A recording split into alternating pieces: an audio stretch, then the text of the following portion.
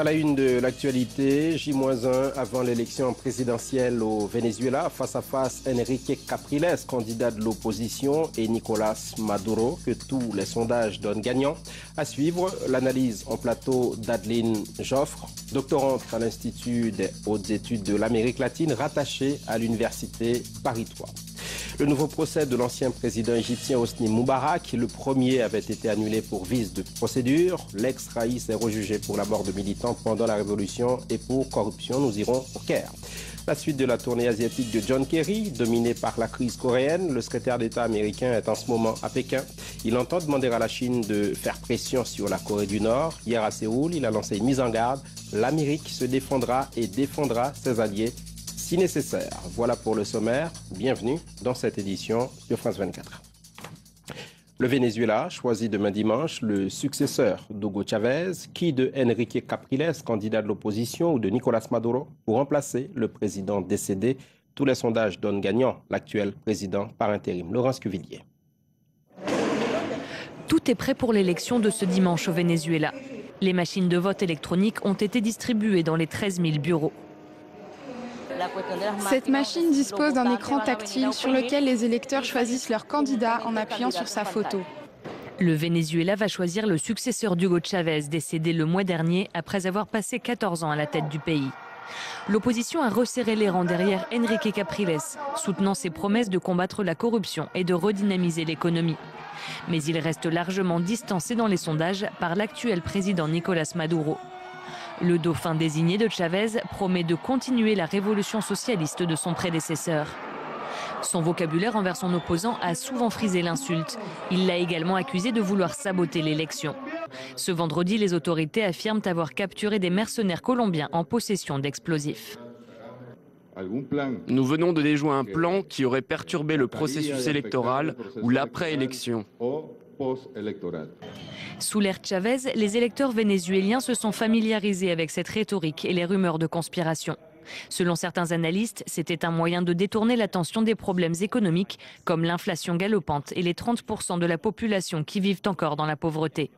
Certains sondages montrent que l'écart se resserre, mais Maduro semble toutefois en route vers une victoire confortable. Pour commenter cette actualité vénézuélienne, Adeline Joffre est avec nous en plateau. Bonjour, vous êtes doctorante à l'Institut des hautes études de l'Amérique latine, rattachée à l'Université Paris 3. Vous présidez aussi un groupe d'études interdisciplinaires sur le Venezuela. Alors, est-ce que l'émotion suscitée par la mort d'Hugo Chavez sera déterminante dans cette élection, même si, on l'a vu, le bilan d'Hugo Chavez sur le plan de la sécurité ou de l'économie n'est pas très reluisant? Vous avez tout à fait raison. On a un bilan assez mitigé sur lequel s'accordent d'ailleurs les deux candidats. En revanche, le contexte d'émotion est toujours là. On a vu une campagne électorale qui a suivi directement le décès de Chavez, une campagne qui a été très courte, très intense et avec bien entendu la figure d'Hugo Chavez omniprésente, surtout dans le clan Maduro. Mais on a vu que ça avait marqué aussi le candidat Capriles qui, de manière assez précautionneuse, évite soigneusement ce sujet d'Hugo Chavez, ou en tout cas évite de critiquer directement ou de mentionner tout élément qui pourrait assimiler Maduro à Chavez. Quel sens prend selon vous l'après Chavez en ce qui concerne la politique intérieure? On va parler de diplomatie tout à l'heure. Alors, au niveau de la politique intérieure, il y a des défis, comme vous le suggériez à l'instant, qui sont considérables. Au niveau de l'économie, par exemple, et surtout de l'industrie pétrolière, qui est, on le sait, le pilier de l'économie vénézuélienne. Cette industrie pétrolière, au niveau de la production, on note un ralentissement depuis quelques années. Donc, ça pose des questions aussi sur les rentrées fiscales de l'État, qui sont essentiellement à la source des programmes sociaux, par exemple, du Venezuela. Donc, de ce côté-là, une grande question, un grand défi se pose. Et au niveau de l'insécurité aussi, l'insécurité qui persiste avec une criminalité galopante au Venezuela. Vous travaillez sur les relations extérieures du Venezuela. On a vu que la politique d'Hugo Chavez en termes de politique étrangère n'avait pas beaucoup évolué à l'égard des États-Unis, ennemi juré officiellement, même si on a pu lui reprocher quelques amitiés iraniennes, entre autres.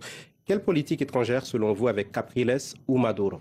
Alors avec Capriles, on a un virage attendu et prononcé en ce qui concerne les relations avec Cuba.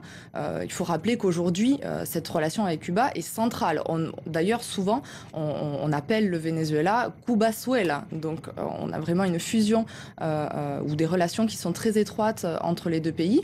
C'est dû notamment à la coopération en matière sociale. Et Capriles entend en revanche privilégier des relations qu'il nomme équilibrées. Ça veut dire fini les dons, notamment aux pays de la Caraïbe. On veut des relations qui soient vraiment réciproques, dans la réciprocité avec le Venezuela. Au niveau des États-Unis, c'est intéressant de le mentionner, mais il y a un point central qu'il faut préciser, c'est que les États-Unis n'ont aucun intérêt à une déstabilisation du Venezuela. Le Venezuela exporte massivement son pétrole aux États-Unis, qui est le premier client du pétrole vénézuélien, ce qui peut paraître paradoxal, mais de ce fait, les États-Unis n'ont pas d'intérêt à une déstabilisation et la relation va se maintenir. Merci Adeline Joffre d'être venue jusqu'à nous. Merci beaucoup.